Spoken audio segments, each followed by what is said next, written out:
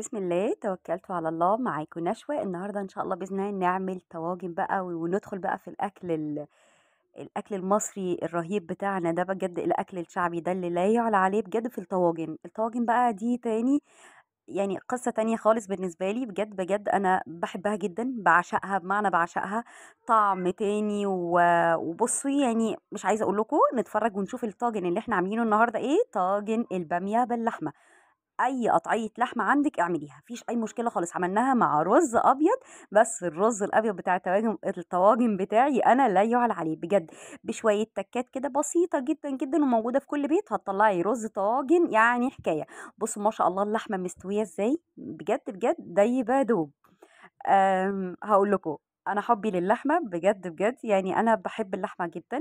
آمم، يعني أكتر من فراخ، أكتر من أي لحوم تانية. يعني أنا باحب اللحمة عمومًا، فأحب إن أنا إيه، أدلّعها كده وأعملها في طواجن كده يعني أعملها بكذا طريقة، أوكي.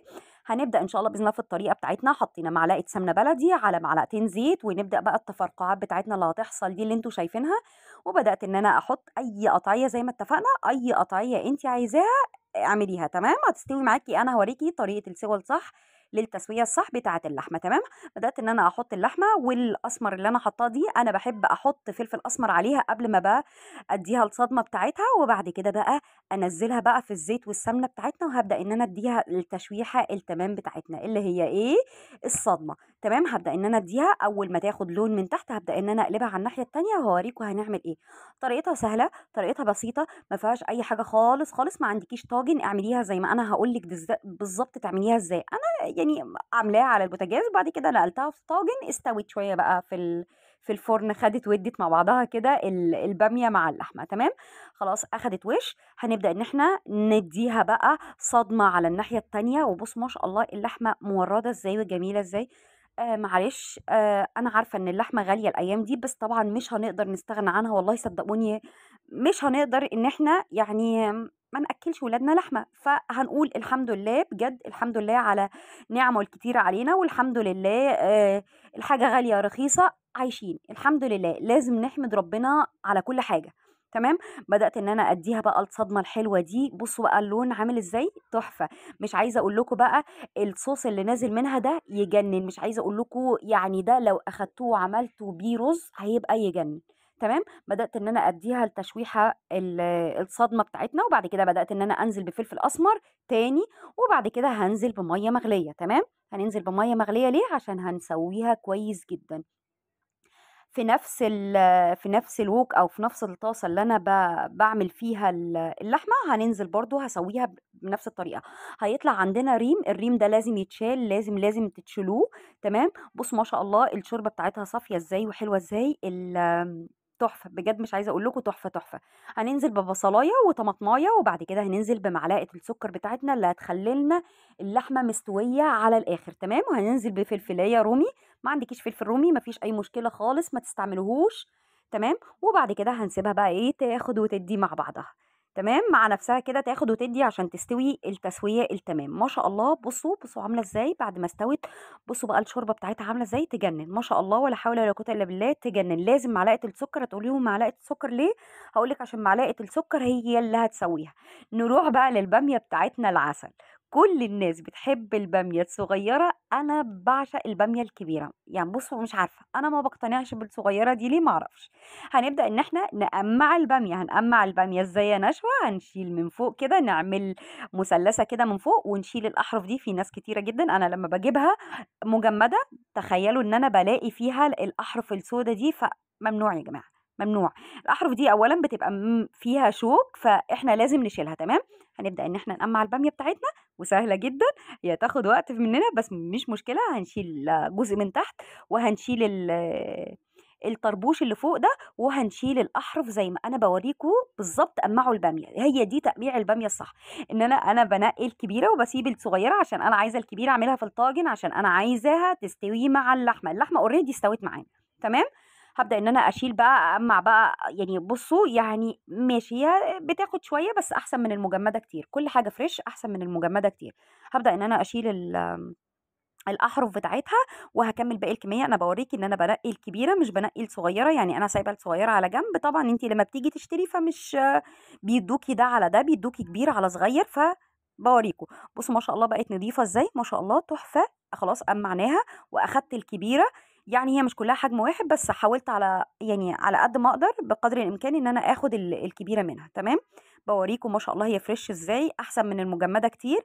وبعد كده بدأت إن أنا أغسلها ولازم أنشّفها، تمام. حطيتها على فوطة وهانشّفها كويس، وبعد كده نبدأ نروح بقى هاورّيكم البامية الصح بتتعمل إزاي.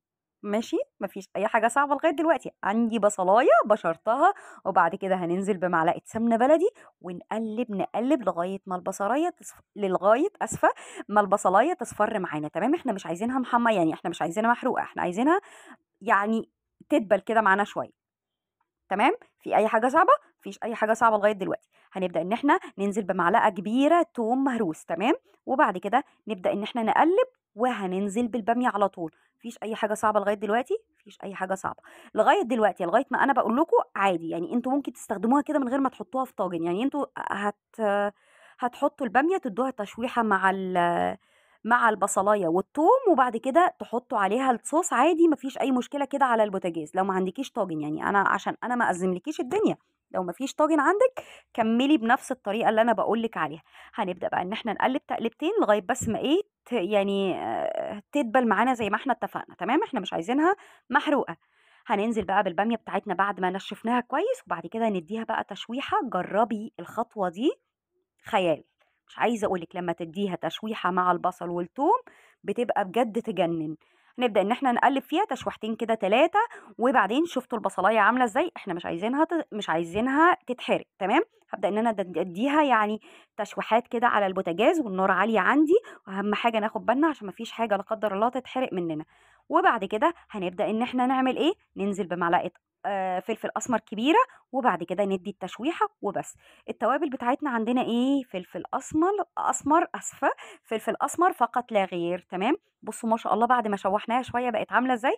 عندي طبعًا الصوص إحنا عاملينه، الطماطم باعملها باسبّكها واحطها أكياس في الفريزر زي ما اتفقنا، وفي أي وقت تشتغلي فيها عادي، تمام. بتسيبيها بس تفُك شوية، وبعد كده تنزلي على على البامية بتاعتنا. معلقة بقى صلصة كبيرة كده، وتروحي بقى نازلة بقى على المكونات دي كلّها وتقلّبي.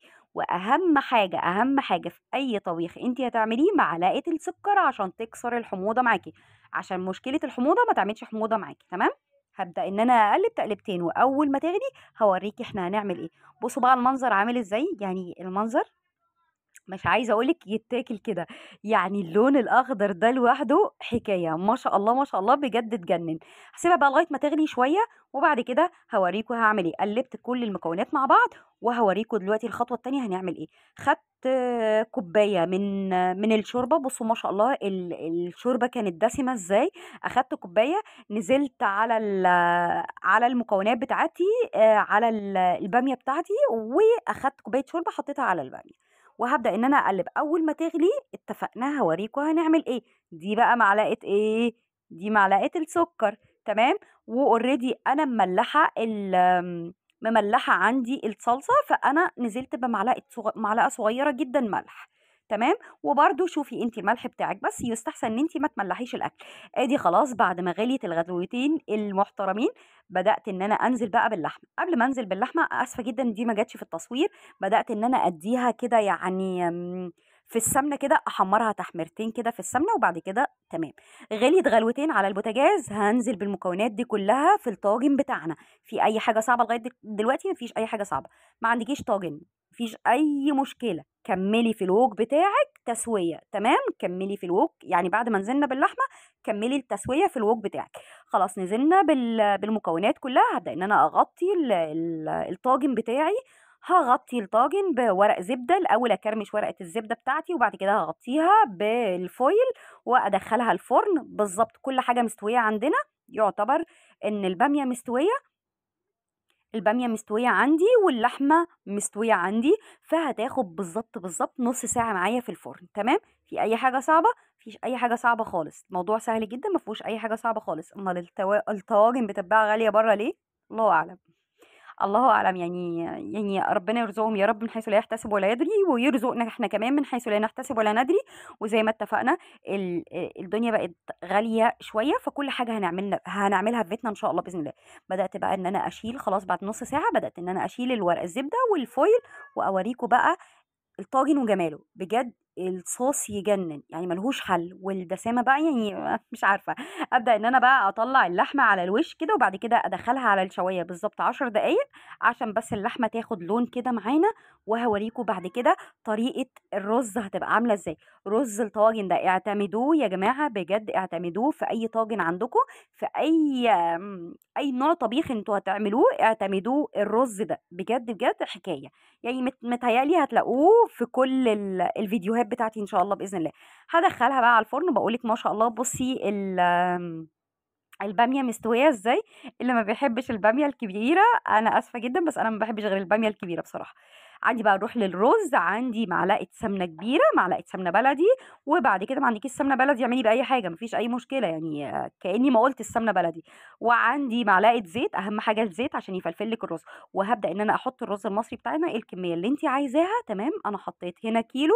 وبعد كده هبدا ان انا اقلب كويس. كانت الاسباتولا عندي مش شغاله معايا كويس، فانا عايزه الرز ده اسمع صوت كده التكتكه بتاعت عارفين الفشار وانتوا بتعملوه بيعمل صوت تكتكه كده، انا عايزه الصوت ده يطلع بقى في الرز، تمام. هبدا ان انا اقلبه لغايه ما يطشطش كده معايا. وبعد كده هبدأ ان انا اقلبه كتير. بتقلبيه كتير ليه يا نشوى؟ عشان يبقى مفلفل معاكي، تمام. هبدأ ان انا اقلبه كويس كويس كويس لغاية ما تحسي ان هو بقى الواحدة بوحدتها كده، تمام. هنزود المية بتاعتنا، مية عادية جدا. هنزود المية بتاعتنا. وبعد كده هقولك التركية بقى بتاعت رز الطواجن اللي انت هتحسي ان انت بتاكلي رز معمر بجد بجد. عندي قشطة اللبن، قشطة وش اللبن طبعا عندنا كلنا ان شاء الله باذن الله، عندكم الخير دايما زي ما اتفقنا. هناخد معلقتين بس فقط لا غير من قشطة اللبن، وبعد كده كوباية الا ربع حليب هنزود بيها الرز. والله والله بجد اتحداكي لو ما عملتيش الرز بالطريقة دي وادمنتيه، يعني بصي جيبوهولي يعني ما تاكلوش جيبولي انا. يعني ما شاء الله كملنا بقى، وبعد كده نزلنا بالملح، وبعد كده هننزل بالفلفل الاسمر. وبس على كده. فيها اي حاجه صعبه؟ رز الطواجن فيه اي حاجه صعبه؟ مفيهوش اي حاجه صعبه خالص. ان شاء الله الاكله دي بجد بجد هتعشقيها. متهيألي ما فيش حد يعني ما بيحبش الطبيخ. اللحمه اللي انت عايزاها، عندك ربع كيلو اعملي بيه، عندك نص كيلو اعملي بيه. آه اي حاجه عندك لحمه اللي هي الصغيره المكعبات دي اعملي بيها. بس ان شاء الله باذن الله تعملي لاولادك كل حاجه ان شاء الله باذن الله. ما نحسسهمش بحاجه غاليه، ما نحسسهمش باي حاجه. هم يعني ان شاء الله باذن الله يجي لهم الخير كله ان شاء الله باذن الله. هنبدا ان احنا نقلب بايه؟ بتقلبي بشوكه ليه يا نشوى؟ عشان انا عايزه الحبايه بحبايتها. بصوا ما شاء الله الرز عامل ازاي يا جماعه. الرز يجنن بجد بجد. الرز تحفه، يعني مفلفل لابعد الحدود. التقليبات بتاعته دي هي دي اللي بتفلفل الرز. الرز ده والدتي الله يرحمها هي اللي علمتهولي بجد، الله يرحمها ويغفر ليها ويجعل مثواها الجنه يا رب، هي وامهات، هي وجميع امهات المسلمين يا رب. ان شاء الله باذن الله في الجنة ونعيمها بإذن الله إن شاء الله. مش عارفة الحتة دي اتعادت ليه، آسفة جدًا. هابدأ من تاني. مش عارفة يعني هو في شوية حاجات غريبة شوية، بس مش مشكلة استحملوا معايا. آسفة جدًا. هابدأ إن أنا أطلّع اللحمة على الوش وهاوريكم تاني إن هي استوت إزاي. باطلّع اللحمة على الوش عشان هي أنا عايزاها تبقى متحمّرة، تمام. هاحطها على الشواية زي ما اتفقنا. آسفة جدًا جدًا لإعادة اللقطة دي تاني، تمام. هابدأ إن أنا أطلّع اللحمة كده على الوش، وبعد كده هادّيها بالضبط 10 دقايق تحت الشواية. وهاوريكم بعد ما تخلص عاملة إزاي. وبصوا زي ما اتفقنا ال آمم، البامية مستوية إزاي، تحفة. بلاش تشتريها مجمدة واشتريها كده. بصوا بقى بعد ما استوت هاسيبكم بقى أنتم تتغزلوا في زي ما أنا باتغزل كده في الطواجن، وباحب ريحة الطواجن جدًا. هاسيبكم بقى أنتم تاكلوا بألف هنا وشفا، وألف هنا وشفا على قلب اللي هياكل يا رب. اللهم احسن ما بين إيدينا جميعًا يا رب. اللهم ارزقنا من حيث لا نحتسب ولا ندري. وشوفوني وأنا باكل الرز عامل إزاي ومفلفل إزاي، بجد بجد يجنن. يعني اسفه جدا الفيديو طول معايا جدا، اسفه جدا والله، حقكم عليا ان انا بطول عليكم، بس بعد كده ان شاء الله اقصر لكم في الفيديوهات شويه، بس حبيت ان انا اوريكم وانا بعمل الطواجن بحبها ازاي. تمام. ان شاء الله يا رب فيديوهاتي تكون بتعجبكم، يكون شرحي مبسط عليكم، تكون الوصفه بتعجبكم ان شاء الله، وتنفذوا وصفاتي وتطلع احسن مني كتير ان شاء الله باذن الله. انتظروني في فيديو جديد، اهم حاجه تعملوا مشاركات كتير كتير لفيديوهاتي عشان توصل لاعلى عدد. آه و وبس اخر حاجه اقولها لكم، الف هنا وصحه عليكم ان شاء الله باذن الله، وباي باي.